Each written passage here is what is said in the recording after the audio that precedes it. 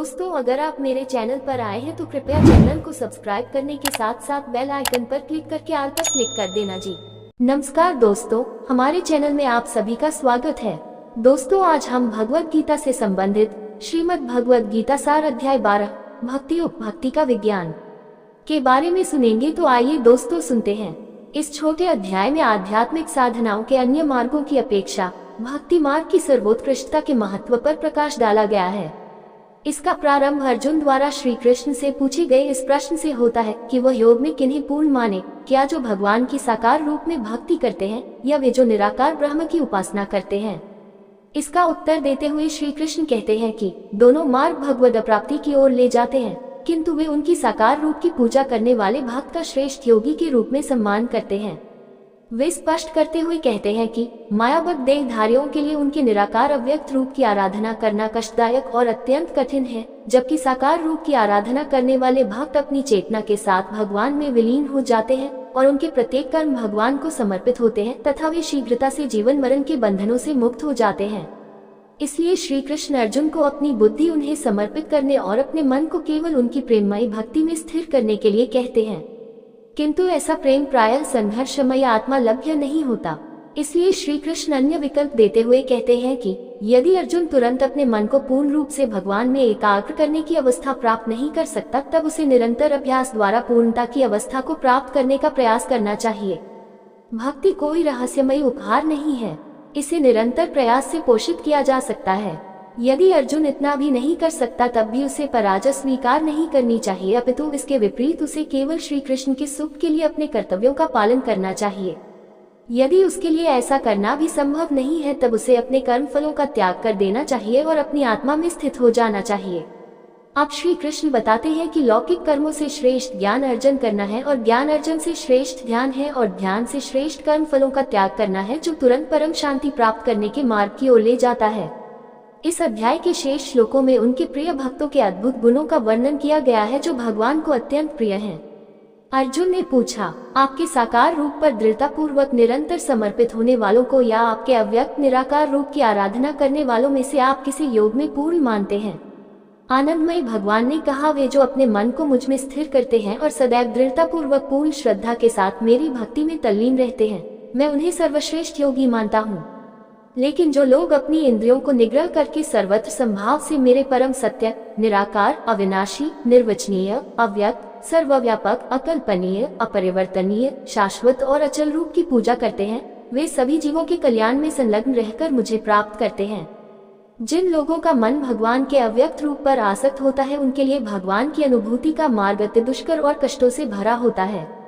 अव्यक्त रूप की उपासना देहधारी जीवों के लिए अत्यंत दुष्कर होती है। लेकिन जो अपने सभी कर्मों को मुझे समर्पित करते हैं और मुझे परम लक्ष्य समझकर मेरी आराधना करते हैं और अनन्य भक्ति भाव से मेरा ध्यान करते हैं, मन को मुझ में स्थिर कर अपनी चेतना को मेरे साथ एकीकृत कर देते हैं। हे पार्थ, मैं उन्हें शीघ्र जन्म मृत्यु के सागर से पार कर उनका उद्धार करता हूँ। अपने मन को केवल मुझ पर स्थिर करो और अपनी बुद्धि मुझे समर्पित कर दो। इस प्रकार से तुम सदैव मुझ में स्थित रहोगे, इसमें कोई संदेह नहीं है।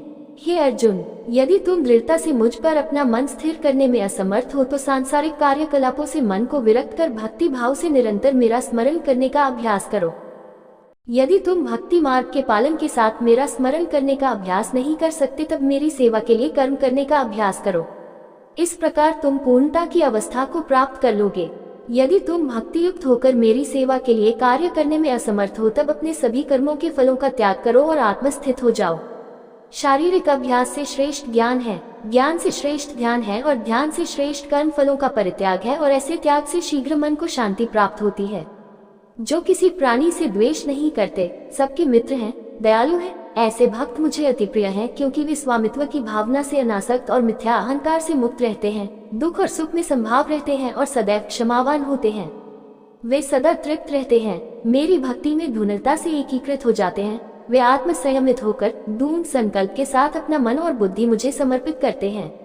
वे जो किसी को उद्विग्न करने का कारण नहीं होते और न ही किसी के द्वारा व्यथित होते हैं, जो सुख दुख में संभाव रहते हैं, भय और चिंता से मुक्त रहते हैं, मेरे ऐसे भक्त मुझे अति प्रिय हैं।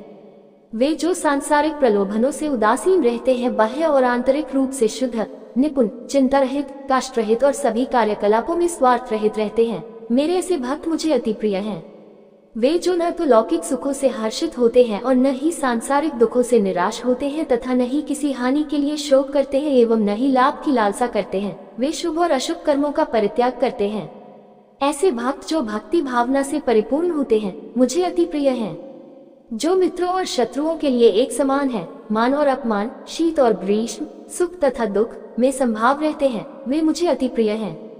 जो सभी प्रकार के कुसंग से मुक्त रहते हैं, जो अपनी प्रशंसा और निंदा को एक जैसा समझते हैं, जो सदैव मौन चिंतन में लीन रहते हैं, जो मिल जाए उसमें संतुष्ट रहते हैं, घर गृहस्थी में आसक्ति नहीं रखते, जिनकी बुद्धि दृढ़ता पूर्वक मुझ में स्थिर रहती है और जो मेरे प्रति भक्तिभाव से परिपूर्ण रहते हैं, वे मुझे अत्यंत प्रिय है। श्री कृष्ण भक्तों की 10 अन्य विशेषताओं का वर्णन करते हैं। वे जो यहाँ प्रकट किए गए इस अमृत रूपी ज्ञान का आदर करते हैं और मुझ में विश्वास करते हैं तथा निष्ठा पूर्वक मुझे अपना परम लक्ष्य मानकर मुझ पर समर्पित होते हैं, वे मुझे अति प्रिय हैं। उम्मीद करते हैं दोस्तों आपको ये भगवत गीता से संबंधित श्रीमद् भगवत गीता अध्याय 12 भक्ति उपभक्ति का विज्ञान के विचार सुनने में अच्छे लगे होंगे जी। दोस्तों आपको ये विचार सुनने में अच्छे लगे हैं तो कृपया करके चैनल को सब्सक्राइब जरूर करें। इसी के साथ विदा लेते हैं दोस्तों, कल फिर भगवत गीता का इससे अगला भाग लेकर हाजिर होंगे। तब तक सभी दोस्तों को जय श्री कृष्णा जी।